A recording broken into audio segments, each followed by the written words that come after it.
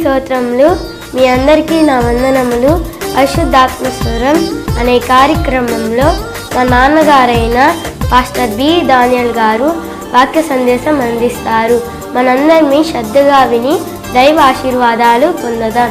దానికి ముందుగా ఒక మధుర గీతాన్ని విందాం. నా హృదయపూర్వకమైనటువంటి వందనాలు చెల్లిస్తున్నాను. ప్రియులారా, దేవుని వాక్యాన్ని చదువుకుందాం. మొదట పేతురు రాసిన పత్రిక 3వ అధ్యాయం 9వ వచనాన్ని చదువుతున్నాను.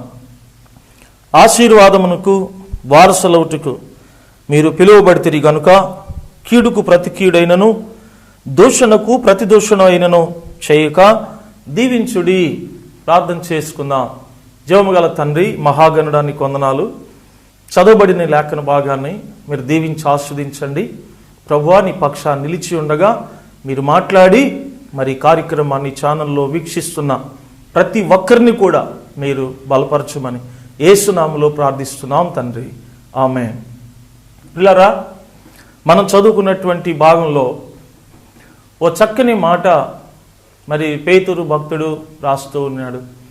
ఆశీర్వాదమునకు వారసులవుటకు మీరు పిలువబడితిరి కనుక కీడుకు ప్రతి కీడైనను దూషణకు ప్రతి దూషణను చేయక దీవించుడి అని దేవుని వాక్యంలో మనం చదివి ఉన్నాం. దేవుడు ఎందుకు పిలిచాడంట? ఏదో మనల్ని పిలిచి తన మందిరంలో కూర్చొని పెట్టుకోవాలని, లేక మన కొరకు మనలో నుండి ఏదైనా ఆశించి కానీ, ఏదో మనల్ని వాడుకొని వదిలేయాలని కానీ, లేకపోతే మన ద్వారా ఆయన ఏదో కేవలం మహిమ పొందేదాని కోసం మాత్రమే కాదు అండి.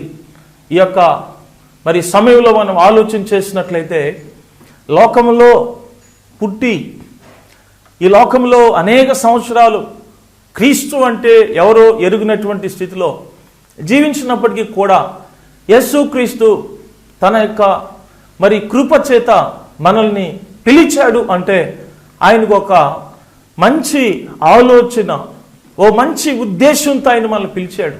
ఎందుకు అనగా ఆశీర్వాదమునకు వారసులు కావాలి అని. నువ్వు ఎవరైనా కావచ్చు. ఈ లోకంలో చదువు, ఉద్యోగము, ఆస్తులు, మరి పదవి, ఇంకా ఇతరితర ఏమైనా ఉన్నా లేకపోయినా, ప్రియ దేవుని బిడ్డలారా, ఆశీర్వాదమునకు వారసులు అవుటకు మీరు పిలువబడ్డారు అని దేవుని వాక్యము తెలియచేస్తా ఉంది.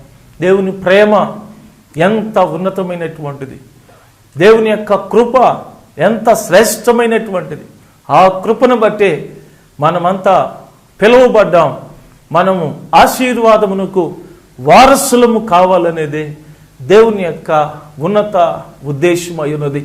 కనుకనే లోకంలో మరి మనం గమనించినట్లయితే అనేక మంది పిలువబడినట్లుగా ఈ బైబిల్లో రాయబడి ఉంది. పిల్లరా, ప్రతి ఒక్కరిని కూడా పిలవడంలో గల మరి యేసుక్రీస్తు యొక్క ఉద్దేశం ఏమిటి అంటే, వారు ఎవరైనా ఏ స్థితిలో ఉన్నా వారు ఆశీర్వదించబడాలనేదే యేసుక్రీస్తు యొక్క ఉద్దేశము అయి ఉన్నట్లుగా పరిశుద్ధ గ్రంథము తెలియచేస్తూ ఉంది. మన మూల పితరుడైనటువంటి అబ్రహామును కూడా దేవుడు పిలిచాడు అంట. చూడండి, హెబ్రీయులకు రాసిన పత్రిక 11వ అధ్యాయము 8వ వచనాన్ని మనం చదువుకున్నట్లయితే, అబ్రహాము పిలువబడినప్పుడు విశ్వాసమును బట్టి ఆ పిలుపుకు లోబడి తాను స్వాస్థ్యముగా పొందనయున్న ప్రదేశమునకు బయలు వెళ్ళెను, మరియు ఎక్కడికి వెళ్ళవలెనో అది ఎరుగక బయలు వెళ్ళెను అని రాయబడి ఉంది. ప్రియమైనటువంటి దేవుని బిడ్డలారా, అబ్రహాముని పిలిచాడంట. ఒకప్పుడు అబ్రహాము విగ్రహారాధనలో ఉన్నప్పుడు, నిజదేవుడు ఎవరో ఎరుగని స్థితిలో జీవిస్తూ ఉన్నప్పుడు, సంతానము లేనటువంటి స్థితిలో మరి ఉంటున్నప్పుడు, ఫలింపు లేనటువంటి జీవితాన్ని జీవిస్తూ ఉన్నప్పుడు, నిరీక్షణ లేనటువంటి స్థితిలో బ్రతుకుతూ ఉన్నప్పుడు అబ్రహాము దేవుని వెతకలేదు కానీ దేవుడే అబ్రహామును వెతికి అబ్రహాముని పిలిచాడు. దేవునికి స్తోత్రము కలుగును గాక. హల్లెలూయా. అబ్రహామా, ఇదిగో నీ దేశమును, నీ బంధువులను విడిచిపెట్టు, నేను నీకు చూపించే దేశానికి వెళ్ళు, నేను నిన్ను గొప్ప జనముగా చేసి నిన్ను ఆశీర్వదిస్తాను, నిన్ను గొప్ప జనముగా చేస్తానని చెప్పినప్పుడు అబ్రహాము ఆ పిలుపు విన్న తర్వాత ఇంతవరకు నాతో ఏ దేవుడు మాట్లాడలేదే, ఇంతవరకు మరి ఇంత చక్కని విషయాలు ఎవరో నాకు తెలియచేయలేదే, ఈ దేవుడు ఎవరో నన్ను ఆశీర్వదిస్తాడంట, నన్ను గొప్ప జనముగా చేస్తాడంట అన్నటువంటి ఆ మాటలు విన్నప్పుడు అబ్రహాము విశ్వాసమును బట్టి ఆ పిలుపుకు లోబడి తాను పొందనైన మరి తన స్వాస్థ్యముగా పొందనై ఉన్న ఆ ప్రదేశమునకు బయలు వెళ్ళినట్లుగా మనం చూస్తున్నాం. హల్లెలూయ. నా ప్రియమైనటువంటి సహోదరి సహోదరులరా, అబ్రహాము పిలువబడినప్పుడు సాకులు చెప్పలేదండి. అబ్రహాము పిలువబడినప్పుడు మరి విమర్శించలేదు, లేక ఆలోచించలేదు, లేక వాయిదా వేసుకోలేదు, లేకపోతే ఏదేదో చెప్పలేదు, కానీ అనుమానించలేదు, కానీ విశ్వాసముతో ఆ పిలుపును విన్నప్పుడు ఆ పిలుపుకు మరి లోబడినట్లుగా మనం చూస్తూ ఉన్నాం. దేవునికి స్తోత్రం. హల్లెలూయ. కనుక ప్రియ దేవుని బిడ్డారా, అబ్రహాము జీవితంలో పిలుపుకి లోబడ్డాడు. దేవుడు చెప్పిన ప్రదేశమునకు తాను బయలువెడనట్టుగా మనం చూస్తూ ఉన్నాం. పిల్లారా, అబ్రహాము జీవితంలో ఎంత గొప్ప సాక్ష్యాన్ని సంపాదించుకున్నాడు అని మనం ఆలోచన చేసినట్లయితే, ఆది కాండంలో మనం జ్ఞాపకం చేసుకున్నట్లయితే ఆది కాండము 24వ అధ్యాయం 1వ వచనాన్ని మనం చూసుకున్నట్లయితే, అబ్రహాము బహుకాలము గడిచిన వృద్ధుడై ఉండెను, అన్ని విషయములలో యెహోవా అబ్రహామును ఆశీర్వదించెను. దేవుని బిడ్డలారా, అన్ని విషయాలలో, ఒక విషయంలో కాదు, తన జీవితంలో అన్ని విషయములలో అబ్రహాముని యెహోవా ఆశీర్వదించాడు. కారణం ఏంటి అంటే అబ్రహాము దేవునికి లోబడ్డాడు. అబ్రహాము దేవుని ఆజ్ఞలను కట్టడలను అనుసరించి నడుచుకున్నాడంట. ఇస్సాకుతో దేవుడు సాక్ష్యం చెప్తున్నాడు. మరి ఆది కాండం 26వ అధ్యాయం 5వ వచనాన్ని మనం చదువుకున్నట్లయితే, ఏలయనగా అబ్రహాము నా మాట విని నేను విధించిన దాని ఆజ్ఞలను, నా కట్టడలను, నా నియమములను గైకూనని చెప్పాను. దేవుడే అబ్రహాముని గురించి చక్కని సాక్ష్యం చెప్తున్నాడు. అబ్రహాం ఈ రోజు కూడా నా మాట కాదనలేదయ్యా, అబ్రహాం ఈ రోజు కూడా నా కట్టడలు నియమములను త్రోసివేసిన వాడు కాదు, వాటన్నిటిని అనుసరించి నడుచుకున్నాడు. దేవునికి స్తోత్రం. హల్లెలూయ. అలా ఒకటి విడిచిపెట్టాడు, 2 నడుచుకున్నాడు. ప్రియ దేవుని బిడ్డలారా, తద్వారా దేవుడు యెహోవా అన్ని విషయాలలో అబ్రహాముని ఆశీర్వదించాడు. దేవునికి స్తోత్రము కలుగునుగాక. హల్లెలూయ. ప్రియ దేవుని బిడ్డలారా, ఆశీర్వాదమునకు వారసులవుటకు మీరు పిలువబడ్డారు. నిజముగా నీవు అట్టి ఆశీర్వాదాన్ని పొందాలి అంటే లోకంలో ఖచ్చితంగా నీవు దేవునికి లోబడి, దేవుని యందు విశ్వాసముంచి, ఆయన ఆజ్ఞలో నడిచి ఆయన్ని సంతోషపెట్టేటువంటి వ్యక్తిగా ఉండాలి. దేవునికి స్తోత్రం కలుగునుగా. హల్లెలూయ. అందుకే ఒక భక్తుడు అన్నాడు, సంపూర్ణంగా లోబడుట సకల ఆశీర్వాదములకు మూలము అన్నాడు.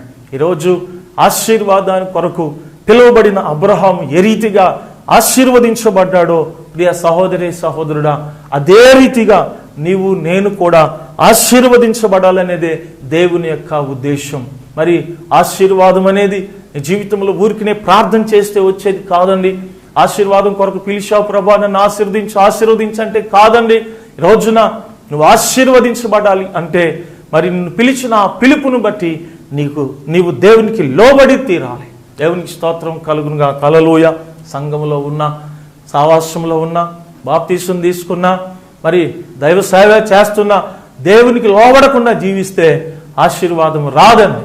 దేవునికి ఎప్పుడైతే నీవు లోబడి జీవిస్తావో అప్పుడు దేవుని యొక్క ఆశీర్వాదము నీ జీవితంలోకి వస్తుంది. దేవునికి స్తోత్రం కలుగునుగా. హల్లెలూయ. 1 కొరింథీయులకు రాసిన పత్రికలో 1వ అధ్యాయము మరి 26వ వచనాన్ని మనం ఒకసారి జ్ఞాపకం చేసుకున్నట్లయితే, దేవుడు నిన్ను నన్ను ఎంత శ్రేష్టమైనటువంటి ఆలోచనతో పిలిచినాడు. సహోదరులారా, మిమ్మల్ని పిలిచిన పిలుపును చూడుడి.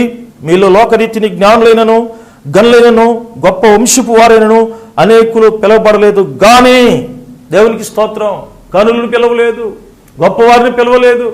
లోకంలో ఉన్నటువంటి ప్రియ దేవుని బిడ్డలారా, జ్ఞానుల్ని గనులను సిగ్గుపరచడానికి ఎర్రివారిని ఏర్పాటు చేసుకున్నాడట. దేవునికి స్తోత్రం కలుగునుగా. హల్లెలూయ. హల్లెలూయ. కాబట్టి ప్రియ దేవుని బిడ్డలారా, ఈ రోజున దేవుని సన్నిధిలో ఉన్నటువంటి నీవు, మరి ఆయన ఆరాధిస్తున్నటువంటి నీవు ఆశీర్వదించబడాలి అంటే దీవించబడాలి అంటే ఆయనకి నీవు లోబడాలి. దేవునికి స్తోత్రం. అందుకని బైబిల్లో రాయబడింది, యాకోబు రాసిన పత్రిక 4వ అధ్యాయము 7వ వచనంలో ఉన్నటువంటి మాట ఏంటంటే, దేవునికి లోబడి ఉండుడి, అపవాదిని ఎదిరించుడి, అప్పుడు వాడు మీ ఎదురు నుండి పారిపోవును అని ఉంది. ప్రియులారా, దేవునికి లోబడట అనేటువంటిది ఒక విశ్వాసంతో కూడినటువంటి విషయం. విశ్వాసం లేనివాడు దేవునికి లోబడ్డు, విశ్వాసం కలిగిన వాడే దేవునికి లోబడతాడు, దేవుడు చెప్పినట్లుగా నడుస్తాడు. కనుక ప్రియులారా, దేవునికి లోబడాలి. ఈ రోజున మరి అనేక మంది జీవితాల్లో మరి దేవునికి లోబడని కారణాన్ని చేత మరి ఆశీర్వాదం లేని పరిస్థితి, ఆశీర్వాదం ఉండాల్సిన స్థలంలో శ్రమలు ఉన్నాయి, కష్టాలు, బాధలు, శోధనలు ఉన్నాయి. అందుకని ప్రియులారా, బైబిల్లో రాయబడింది, లోబడని పిల్లలకు శ్రమ అని దేవుని వాక్యం సెలవిస్తుంది. ఈరోజు అనేక క్రైస్తవ కుటుంబాల్లో శ్రమలకు గల అనేక కారణాల్లో ఒక కారణం దేవునికి లోబడక. కనుక ఆశీర్వాదం ఉండాల్సిన స్థలంలో శ్రమలు ఉన్నాయి. శ్రమ మన జీవితంలో ఒకటి పోతే ఒకటి, ఒకటి పోతే ఒకటి. ఏమిటి ఈ శ్రమ, ఏమిటి ఈ సమస్యలు, ఏమిటి శోధనలు అని అనేకులు గ్రహించలేకపోతున్నారు. ప్రియులారా, దేవాతి దేవుడు ఈ రోజున నిన్ను మరి పలకరిస్తున్నాడు, నిన్ను ప్రేమిస్తూ ఉన్నాడు. నిన్ను పిలిచాను నా కుమారుడా, నిన్ను పిలిచినాను నా కుమార్తె. ఎందుకో తెలుసా? కేవలము ఒక విశ్వాసి లెక్కలో ఉంటావని కాదు, ఏదో సంఘంలో మరి ఒక వ్యక్తిగాను ఉంటావని కాదు, ఏదో నువ్వు నాకు మరి ఉపయోగపడతావని మాత్రమే కాదు, నిన్ను ఆశీర్వదించాలి. దేవునికి స్తోత్రం కలుగునుగా. హల్లెలూయ. కనుక నా ప్రియమైన దేవుని బిడ్డారా, దేవుడు నిన్ను ఆశీర్వదించాలి అంటే విశ్వాసం చేత దేవునికి లోబడాలి. అందుకని గలతీయులకు రాసిన పత్రికలో మనం జ్ఞాపకం చేసుకున్నట్లయితే 3వ అధ్యాయము 9వ వచనాన్ని మనం చదువుకుంటే అక్కడ రాయబడిన మాట ఏమిటంటే, కాబట్టి విశ్వాస సంబంధులే విశ్వాసము గల అబ్రహాముతో కూడా ఆశీర్వదించబడుదురు అని రాయబడింది. కాబట్టి విశ్వాస సంబంధులే విశ్వాసము గల అబ్రహాముతో కూడా ఆశీర్వదించబడుదురు. కనుక విశ్వాస సంబంధులు, విశ్వాసం కలిగిన అబ్రహాము ఆశీర్వదించబడ్డాడు. మరి రోజున విశ్వాస సంబంధులు అందరూ కూడా విశ్వాసము గల అబ్రహాముతో కూడా ఆశీర్వదించబడతారు. దేవునికి స్తోత్రం కలుగునుగా. హల్లెలూయ. ఏమిటి విశ్వాసం? ఊరికే సంఘానికి వెళ్ళడం మాత్రమే కాదు విశ్వాసం, బాప్తిసం తీసుకోవటం మాత్రమే కాదు విశ్వాసం. దేవునికి లోబడటం, ఆయన వాక్యానికి లోబడటం, ఆయన చిత్తానికి లోబడటం, ఆయన చిత్తానుసారముగా నీవు నడవడము విశ్వాసం.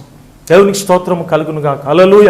కాబట్టి ప్రియ దేవుని బిడ్డలారా, అందుకని కొరంథీయుల సంఘానికి రాస్తున్నాడు తన 2వ పత్రికలో, 2వ కొరంథీయులకు రాసిన పత్రిక 13వ అధ్యాయం 5వ వచనాన్ని మనం జ్ఞాపకం చేసుకున్నట్లయితే, మీరు విశ్వాసము గలవారై ఉన్నారో లేదో మిమ్మల్ని మీరే శోధించుకుని చూచుకునుడి, మిమ్మల్ని మీరే పరీక్షించుకునుడి, మీరు భ్రష్టులు కాని ఎడల యేసు క్రీస్తు మీలో ఉన్నాడని మిమ్మల్ని గూర్చి మీరు ఎరగరా. Yesu Kristu. Praise the lord. Hallelujah. పరీక్షించుకోవాలి. విశ్వాసానికి మోసపోవటం కాదు, నేను ఒక విశ్వాసాన్ని అనుకోవటం కాదు. మన విశ్వాసం ఎలా ఉంది? నా విశ్వాసాన్ని చేత నేను నడుస్తున్నానా, లేక నేను విశ్వాసాన్ని అనుకుంటూ బలహీనుడిగా ఉన్నానా, లోబడని వానిగా ఉన్నానా, తిరుగుబాటు చేసే వ్యక్తిగా ఉన్నానా? ప్రభు సన్నిధిలో పరీక్షించుకోవాలి. ఎదుటి వారిని పరీక్షించడం కాదండి, సేవకుల్ని పరీక్షించడం కాదండి. ఎవరు పరీక్షించుకుంటే వారికి మంచిది, ఎవరు పరీక్షించుకొని నడిస్తే వాళ్ళకి ఆశీర్వాదం. కాబట్టి పౌలు గారు రాస్తున్నాడు, మిమ్మల్ని మీరు పరీక్షించుకోండి, మీకు విశ్వాసం ఉందా లేదా పరీక్షించుకోమని చెప్తూ ఉన్నాడు. ఎందుకంటే ప్రియులారా, అలా పరీక్షించుకోవటం ద్వారా నీవు ఆశీర్వదించబడతా. నీ విశ్వాసం చేత నీవు దేవునికి లోబడితే, నీ విశ్వాసం చేత నీవు నడిపించబడినట్లయితే, దేవుని ఆజ్ఞలకు మరి నువ్వు లోబడినట్లయితే దేవుడు నిన్ను ఆశీర్వాదకరంగా మారుస్తాడు. దేవునికి స్తోత్రం కలుగునుగా. హల్లెలూయ. కాబట్టి ఈ రోజున దేవునికి లోబడటము నేర్చుకోవాలి. ఈ యొక్క ప్రతి విధమైన పాపమును విడిచిపెట్టి, ఈ అవిధేయతను విడిచిపెట్టి, ఇలా ఉన్నటువంటి బలహీనతలను విడిచిపెట్టి దేవునికి లోబడటము నువ్వు నేర్చుకోవాలి. దేవునికి స్తోత్రము కలుగునుగాక. హల్లెలూయ. ప్రియ దేవుని బిడ్డలారా, మరి దేవునికి లోబడకుండా ఊరికి నేను కోరుకుంటే వచ్చేది కాదండి ఆశీర్వాదం. అందుకని దేవుని వాక్యంలో రాయబడింది, యెషయా గ్రంథం 65వ అధ్యాయము 2వ వచనాన్ని మనం చదువుకున్నట్లయితే అక్కడ రాయబడి ఉంది, తమ ఆలోచనలు అనుసరించి చెడు మార్గమున నడుచుకునుచు లోబడనొల్లని పిల్లల వైపు దినమంతయు నా చేతులు చాపుతూ ఉన్నాను. ప్రియ దేవుని బిడ్డలారా, తమ ఆలోచనలు అనుసరించి ఒక పక్క ఎంత పెద్ద ప్రసంగాలు వింటున్నా, ఎంత శక్తివంతమైన ప్రసంగాలు వింటూ ఉన్నా, తమ ఆలోచనలు అనుసరించి తిరుగుబాటు, చెడు మార్గములు నడుచుకుంటూ తిరుగుబాటు చేస్తూ లోబడకుండా ఉన్నటువంటి ప్రజలు, ప్రియ దేవుని బిడ్డలారా, ఎన్ని శ్రమలు పడుతున్నారు, ఎన్ని నష్టాలు అనుభవిస్తున్నారు. మరి చూచుచున్న దేవుడు మరి అలాంటి పరిస్థితిలో నుంచి నిన్ను విడిపించాలని, నిన్ను రక్షించాలని, నిన్ను కాపాడాలని, నిన్ను ఆశీర్వదించి నీలో ఒక శ్రేష్టమైన స్థితిని చూడాలని నీ వైపుకి దినమంతయు ఆయన చేతులు చాపుతూ ఉన్నాడు. దేవునికి స్తోత్రం. ఎంత ప్రేమ కలిగిన దేవుడని. ఒక తప్పు చేస్తే తల్లిదండ్రులు ఇంట్లోకి రానికుండా తరిమేస్తారు, మాకు అవమానం తెచ్చారు, వెళ్ళిపో అంటారు. కానీ దేవుడు దినమంతా చేతులు చాపుతున్నాడు. నా ప్రియ కుమారుడు, ఇంతవరకు నువ్వు ఎన్ని పాపాలు చేసావు, ఇంతవరకు నువ్వెంత అవినీతిగా జీవించావు, ఇంతవరకు నువ్వెంత తిరుగుబాటు చేసావు, వాటన్నిటిని వదిలేసి వచ్చాయి, నేను నిన్ను ఆశీర్వదిస్తాను. దేవునికి స్తోత్రం. హల్లెలూయా. గమనించండి ప్రియులారా, నా ప్రభు తప్పులు ఎంచేవాడు కాదు, పాపాన్ని చూసి నిన్ను ద్వేషించేవాడు కాదు, నిన్ను తరిమేసేవాడు కాదండి. తప్పిపోయిన కుమారుడు ఎన్నో పాపాలు చేశాడు, ఎత్తుకుపోయిన ఆస్తినంతా కూడా సర్వనాశనం చేసి పడేశాడు. చివరికి తినేదానికి తిండి లేకుండా, కట్టుకునేదానికి బట్టలు లేకుండా, మరి పందులు వేపేదానికి వెళ్ళి అక్కడ అన్నం లేక నానా ఇబ్బందులు పడి బుద్ధి తెచ్చుకొని మరి ఒక ప్రణాళిక వేసుకుని వస్తున్నాడు. నా తండ్రి వద్ద ఎంతోమంది కూలివాళ్ళకు అన్నం సమృద్ధిగా ఉన్నది, నేనైతే ఇక్కడ ఆకలికి చచ్చిపోతూ ఉన్నాను, ఇంకా లాభం లేదు, ఇలా ఉంటే అసలు పూర్తిగా చచ్చిపోతాను. నా తండ్రి కనికరం కలిగిన దేవుడు, నేను వెళ్ళి తండ్రి పరలోకమునికి విరోధముగా నీ ఎదుట నేను పాపం చేశాను, నీ కుమారుని అనిపించడం యోగ్యుని కాదయ్యా, నీ కూలి వాళ్ళలో ఒకరినిగా నన్ను ఉంచుకోమని చెబుతున్నాను అనుకుంటే నా తండ్రి ఖచ్చితంగా నన్ను క్షమిస్తాడన్న ఒక విశ్వాసంతో, పశ్చాత్తాపముతో, ప్రియ దేవుని బిడ్డలారా, ఆ తప్పిపోయిన చిన్న కుమారుడు తండ్రి దగ్గరికి వస్తూ ఉన్నప్పుడు మరి తండ్రి దూరం నుండి చూశాడంట. చూడండి, లూకా సువార్త 15వ అధ్యాయము 20వ వచనం నుంచి మనం చదివితే, వాడింకా దూరముగా ఉన్నప్పుడు తండ్రి వారిని చూసి కనికరపడి పరిగెత్తి వారి మెడ మీద పడి ముద్దు పెట్టుకొనెను. అప్పుడు ఆ కుమారుడు తన తండ్రితో, తండ్రి, నేను పరలోకమునకు విరోధముగాను నీ ఎదుటను పాపం చేస్తుని ఇక మీదట నీ కుమారుడునని అనిపించుకున్నట్టుకు యోగ్యుడు కానేను. ప్రియ దేవుని బిడ్డలారా, గమనించండి, తండ్రి చూసినప్పుడు ముఖం చాటు చేసుకోలేదు, లేక అక్కడి నుంచి వెళ్ళిపోలేదు, లేక గెట్ అవుట్ అనలేదు, కానీ పరిగెత్తుకుంటూ వెళ్ళి ముద్దు పెట్టాడు. ఎంత ప్రేమ ఉందో దేవునికి. దేవునికి స్తోత్రము కలుగునుగా. ఎంత ప్రేమ కలిగినటువంటి దేవుడు, ఎంత కృప కలిగిన దేవుడు. వెంటనే తన దాసులు చూసి అంటున్నాడు, ప్రశస్తమైన వస్త్రాలను తీసుకొచ్చి మరి తొడిగించమంటూ ఉన్నాడు. దేవునికి స్తోత్రం. హల్లెలూయా. ప్రియమైన దేవుని బిడ్డలారా, అయితే తండ్రి తన దాసులను చూసి ప్రశస్తమైన వస్త్రము త్వరగా తెచ్చి వీనికి కట్టి వీని చేతికి ఉంగరం పెట్టి పాదములకు చెప్పులు తొడిగించుడి, క్రొవ్విన దూడను తెచ్చి వధించుడి, మనము తిని సంతోషపడదాము అంటున్నాడు. దేవునికి స్తోత్రం. హల్లెలూయా. ఆ గొప్ప విందు చేసినప్పుడు వాళ్ళందరూ తిని సంతోషిస్తున్నారు. మంచి వస్త్రాలు వేసుకొని ఎంతకాలమైందో, ప్రియ దేవుని బిడ్డలారా, బంగారు ఉంగరం పెట్టుకొని ఎంతకాలమైందో, మరి పాదాలకి చెప్పులు మరి లేక ఎంతకాలం ఇబ్బంది పడ్డాడో. ఇలాంటి భయంకరమైనటువంటి పరిస్థితుల నుంచి తండ్రి దగ్గరికి వచ్చినప్పుడు తండ్రి మరి చేర్చుకొని ఆదరించి అతన్ని ప్రేమించి మంచి వస్త్రాలు, రక్షణకు సూచనగా ఉన్న మంచి వస్త్రాలు అతనికి మరి తొడిగించి మరి ఆశీర్వాదానికి సూచనగా ఉన్న ఉంగరం పెట్టించి మరి సువార్తకి సాదృశ్యంగా ఉన్న చెప్పులు తొడిగించాడు. గొప్ప సంతోషం, గొప్ప ఆనందం, మంచి విందును మరి ఆ కుమారుడు కొరకు తయారు చేశాడు. పిల్లరా, ఇటువంటి మంచి భోజనం తిని ఎన్ని సంవత్సరాలు అయిపోయిందో, ఇంత గొప్ప ఆశీర్వాదం తండ్రి దగ్గర ఆ చిన్న కుమారుడు సంపాదించుకున్నాడు. నా ప్రియ సహోదరి సహోదరుడా, ఇటువంటి ఆశీర్వాదము మరి ఆ కుమారుడికి ఎలా వచ్చింది అంటే, తన పాపమును విడిచిపెట్టి పశ్చాత్తాపముతో తండ్రి దగ్గరికి వచ్చాడు. తండ్రి కాడ ఒప్పుకున్నాడు, విడిచిపెట్టేశాడు. దేవునికి స్తోత్రము కలుగునుగాక. హల్లెలూయా.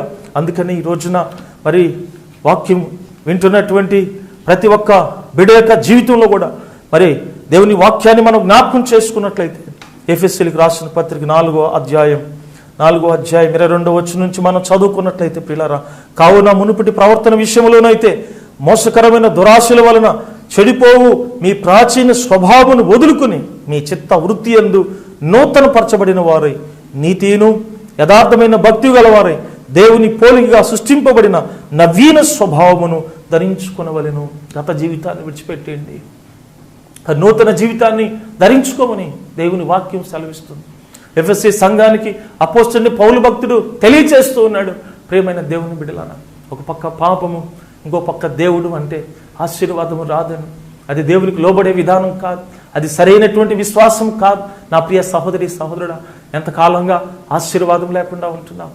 ఎంతకాలం దరిద్రతలో ఉంటున్నావు? ఎంతకాలం లేమిలో ఉంటున్నావు? ఎంతకాలం అప్పుల్లో ఉంటున్నావు? ఎంతకాలం నిరుద్యోగంలో ఉంటున్నావు? ఎంతకాలం నుంచి నీ జీవితంలో నష్టాలు కష్టాలు మరి ఎదుర్కొంటున్నావు? ఈరోజు నువ్వు దేవునికి లోబడినట్లయితే ఖచ్చితంగా దేవుని జీవితంలో సహాయం చేస్తాడు. పిల్లలు గమనించండి, మరి ఈ లోకంలో యేసు ప్రభు అంటే ప్రకృతి లోబడుతుంది, దయ్యాలు లోబడుతున్నాయి. ప్రియ సహోదరి సహోదరులారా, మరి తన స్వరూపమందు తన పోలిక చొప్పున చేసుకున్నటువంటి మానవుడు లోబడటం లేదు. సముద్రమా ఊరుకో అంటే సముద్రం నిమ్మలం అయిపోయింది. దయ్యమా వెళ్ళిపో అంటే దయ్యం వెళ్ళిపోయింది. ప్రియ సహోదరి సహోదరుడా, ఈ రోజున నువ్వు దేవుని సన్నిధిలో కొన్ని సంవత్సరాలుగా ప్రార్థన చేస్తూ ఉన్నావు, కొన్ని సంవత్సరాలుగా దేవుని సన్నిధిలో ఉంటున్నావు. దేవునికి లోబడ్డావా? నువ్వు లోబడితే ఖచ్చితంగా దేవుడు నిన్ను ఆశీర్వదిస్తాడు. పిల్లరా, దేవుడు నిన్ను దీవిస్తాడు. ప్రియ సహోదరి సహోదరుడా, కాబట్టి ఈ రోజున ఒకసారి నీ హృదయాన్ని పరీక్ష చేసుకో. దేవుడిని అన్యాయస్తుడు కాదు అండి. చాలామంది ఆశీర్వాదం రాకపోగా దేవుడిని అన్యాయస్తుడిగా చేస్తుంటారు. దేవుడు కొంతమందిని ఆశీర్వదిస్తాడు, మరి అందరినీ ఆయన ఆశీర్వదించడు అన్నట్లుగా మరి దేవుడి మీద నిష్ఠూరం ఆడుతుంటారు. ప్రియ సహోదరి సహోదరుడా, అలాంటి పరిస్థితి నీ జీవితంలో కానీ ఉన్నట్లయితే ఈరోజు నువ్వు పరీక్షించుకో. నువ్వు కంప్లీట్గా దేవునికి లోబడ్డావా? ఇంకా కొంతవరకు మాత్రమే లోబడి, ఇంకా కొంత లోకంలో తిరుగుతూ, ఇంకా కొంత పాపంలో మరి జీవిస్తూ, మరి దేవుని సన్నిధిలో నేను దేవుని బిడ్డగా ఉన్నాను అని అనుకుని నేను నీవు మోసం చేసుకునేటువంటి వ్యక్తిగా ఉన్నట్లయితే ఈరోజే దేవుని వాక్యం వైపుకి తిరుగు. ఆయన సన్నిధిలో పశ్చాత్తాపడు, ఆయన సన్నిధిలో ప్రార్థన చేసుకో. ప్రభువా, నేను పాపం చేశాను, నా పాపమే నా జీవితానికి శాపమైంది, నా శాపాన్ని తొలగించడానికి లోకానికి నువ్వు వచ్చావు, ఆశీర్వాదానికి వారసుని కావాలని నన్ను పిలిచావు. కానీ పిలిచి చాలా సంవత్సరాలు అయింది. ఇన్ని సంవత్సరాల నుంచి ఆశీర్వాదం లేకపోతే కారణం లోబడని నా హృదయమే. సారీ, నన్ను క్షమించండి, ఈరోజు నేను నీకు లోబడిపోతున్నాను, నన్ను క్షమించమని మా గురించి నువ్వు ప్రార్థన చేసుకున్నట్లయితే ప్రభుని క్షమిస్తాడు. నీ కొరకు నేను కూడా ప్రార్థన చేస్తాను. తలలో ఉంచండి, ప్రార్థన చేసుకుందాం. ప్రేమ కలిగిన తండ్రి, కృప కలిగిన మా రాజా, నీకు స్తోత్రాలు.